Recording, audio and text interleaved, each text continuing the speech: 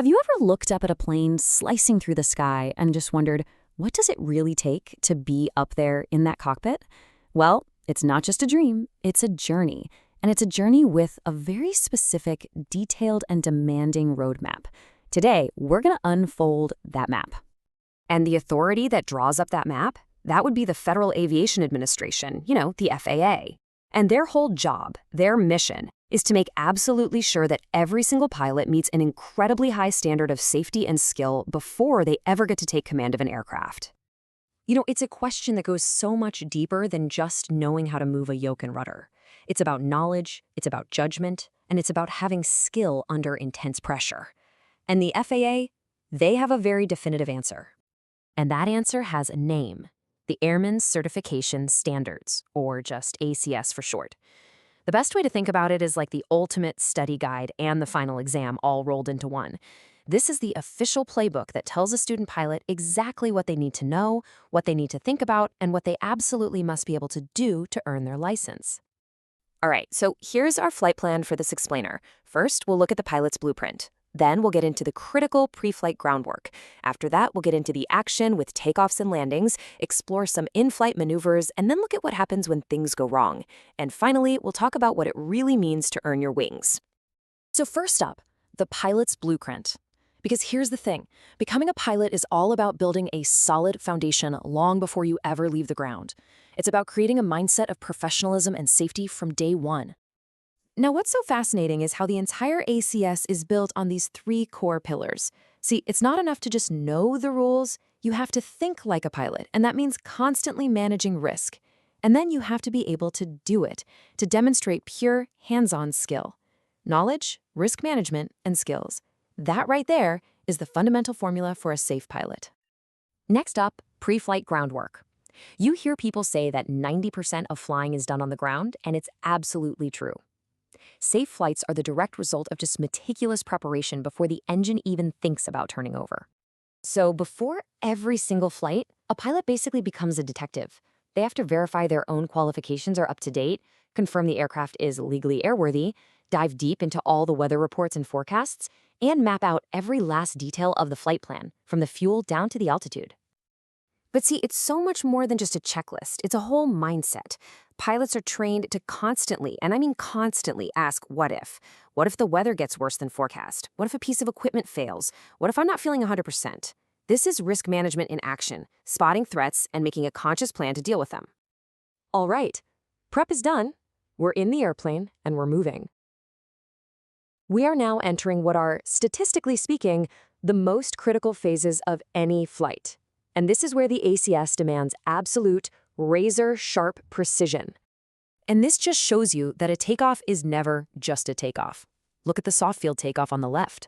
The goal is to get the plane's weight off the wheels on a soft surface, like grass, and do it fast.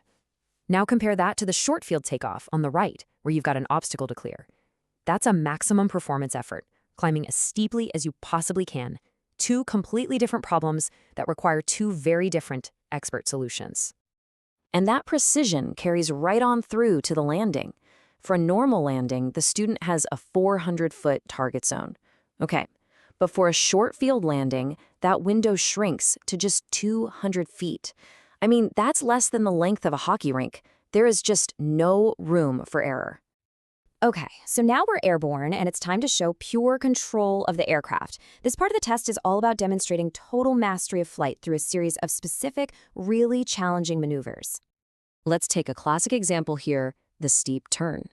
This isn't just for showing off, It's a maneuver that's specifically designed to test a pilot's ability to maintain precise control of the plane under high G-forces, or what pilots call load factors.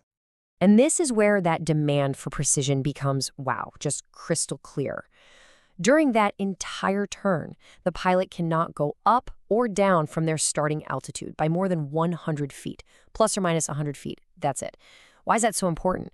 Well, because that exact same level of control is what keeps an aircraft perfectly on its path, near other traffic or in tough weather. It's a real test of managing all the forces on the airplane at once. But flying isn't just about maneuvers. A pilot has to be a master navigator. The ACS makes sure they're not just dependent on GPS. They have to prove they can navigate the old-school way, just by looking at a map and the ground.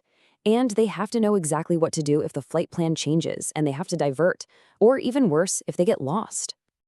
Now, this might be the most important part of the entire standard. Flying is incredibly safe for a reason, and that reason is that pilots are trained exhaustively over and over again from the moment when things don't go according to plan.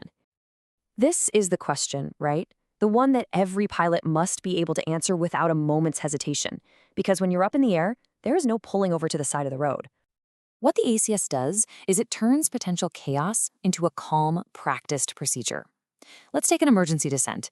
Instead of panicking, the pilot just follows a checklist. Power back, configure the plane, bank, and start a controlled, steep descent, all while keeping the plane within its safety limits. It's all about replacing fear with training. And they have to prove they can handle it all, recovering from extreme and disorienting situations using only their instruments, troubleshooting system malfunctions, and even showing how they'd execute a forced landing in a field if the engine quit. Mastery isn't just about the good days, it's about being ready for the bad ones. So, after demonstrating all this knowledge, all this risk management, and all this skill, the journey comes to a head. But here's the thing. Passing the test isn't the end, it's the beginning.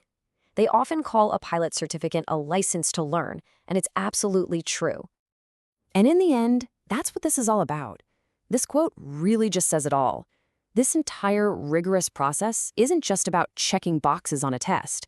It's a system designed to create pilots who are worthy of the immense trust placed in them. Trust from their passengers, from air traffic control, and from every other pilot sharing that sky. The Airman Certification Standards make one thing perfectly clear. The incredible freedom of flight is earned through an equally incredible amount of discipline, knowledge, and responsibility. And for those who earn their wings, you better believe the answer is a resounding yes.